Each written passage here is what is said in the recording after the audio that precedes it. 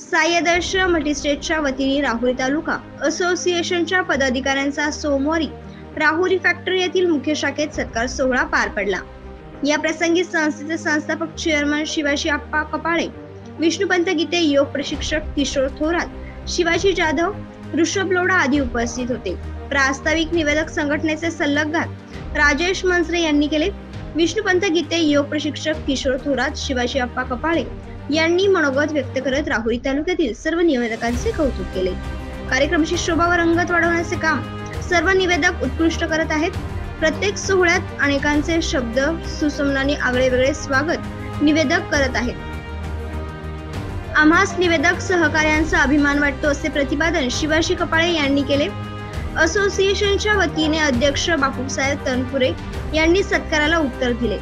या प्रसंगी असोसिएशनचे उपाध्यक्ष गणराज्य न्यूजचे संपादक गणेश हापसे, कार्याध्यक्ष आप्पासाहेब ढोकळे, सल्लागार राजेश मनसरे, खजिनदार साईनाथ कदम, संघटक राजू पोतकर, सहसंघटक निखिल कराळे आदी यावेळी उपस्थित होते। यावेळी या कार्यक्रमाचे सूत्रसंचालन आप्पासाहेब ढोकणे तर आभार गणेश हापसे यांनी मानले। आदरणीय व्यासपीठ, खरं तर आपण सर्वांनीच मनोगत केलं आहे। वारंवार सर्वांचाच नाव उल्लेख केला उचित नाही वेळेवर। गेल्या 4 दिवसापासून आमच्या सहकार्यांचा सहमत होईल। खरं तर मी स्वतःला भाग्यवान समजतो। गणरायांचा आगमन होऊन आजचा 3रा दिवस साई आदर्श मल्टीस्टेटमध्ये आलेल्या श्री गणेशाचं दर्शन देखील झालं आणि आपण या ठिकाणी आम्हा निवेदकांचा सन्मान करण्याचा सोहळा आणि त्याचं नियोजित कार्यक्रम या ठिकाणी राबवला, त्याबद्दल मी आदरणीय आप्पा आणि त्यांच्या सर्व सहकाऱ्यांचं मनापासून या ठिकाणी स्वागत करतो। खरं तर आमचे सहकारी या ठिकाणी सन्मान घेत असताना मी फक्त शरीराने त्यांच्यात नव्हतो, पण मनानं त्यांच्या सोबत या ठिकाणी होतो।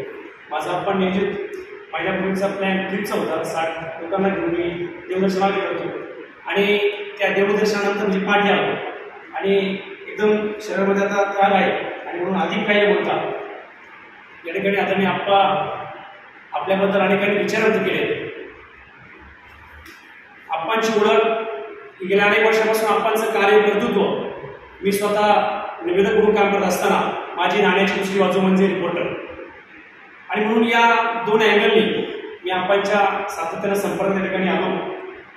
आप्पा आणि मी सोनेमधील 5,000 अडवणूंचा सभासद आहे आणि म्हणून जनमानसातील नेतृत्व, जनमानसातील एक साधारण व्यक्तिमत्व कसं असतं हे मी त्या संस्थेच्या माध्यमातून आप्पांना पाहिलं। त्या संस्थेच्या ज्या ज्या कार्यक्रमाला त्या संस्थेचे पदाधिकारी हाक मारतात त्यावेळी आप्पांचा होकार त्या ठिकाणी असतो आणि आम्ही दरवर्षी दिवाळीला निराधार दुर्लक्षित लोकांना त्या ठिकाणी वस्त्र असेल, दिवाळीचं साहित्य असेल असं साहित्य देण्याचं काम या ठिकाणी करत असतो। त्यावेळी आप्पा आणि आम्ही सोबत तो कार्यक्रम या ठिकाणी करत असतो। म्हणून आपण आपल्या परीनं आप्पांच्या जीवनातील काही आठवणी त्या ठिकाणी उजाळा दिला, त्यांच्या कार्यकर्त्यांबद्दल सांगितलं। अशाच काही गोष्टी आहेत। खरं तर माझ्या घरगुती कार्यक्रमाला आप्पाने अजून सांगितलं, मी अभिमानानं सांगतो की आप्पा त्या दिवसाचे पहिले गेस्ट आपण होता। आपण सायंकाळी 5 वाजता माझ्या वस्तीला भेटली आणि म्हणून खरंच आप्पा कुठं भेटले, आपण जर म्हणलं पालूच्या गाडीत यायचे तर आप्पा मला त्या कार्यक्रमापर्यंत सोडतात। एक सर्वसामान्य व्यक्तिमत्व आणि ते प्रेम द्यावं, प्रेम घ्यावं, सन्मान द्यावा, सन्मान घ्यावा हे जर पाहिजे असेल तर ते म्हणजे आप्पा। खरं तर प्रत्येक व्यक्ती आज बिझी आहे, प्रत्येक व्यक्ती आज स्वतःच्या भौतिक क्षमतेमध्ये एकदम ओके आहे, परंतु हे सर्व असताना आपल्या राज्याला, आपल्या अहिल्यानगर जिल्ह्याला एक अर्थकारणाला एक चालना मिळाली आणि आदरणीय थोरात साहेबांनी सांगितलंय की साईबाबांना प्रेरित असं काम आदरणीय आप्पा यांचं चालू आहे। खरं तर आप्पा आपण त्यांना आदराने म्हणतो, पण त्यांचं अकॉर्डिंग जे नाव आहे त्या नावाला साजेचं काम आदरणीय आप्पा करतात आणि म्हणून आप्पा आपल्या प्रति किती बोलावं माझ्याकडे शब्द देखील थोडे आहेत आणि म्हणून आमच्या सहकाऱ्यांनी त्या ठिकाणी आपल्याबद्दल सांगितले।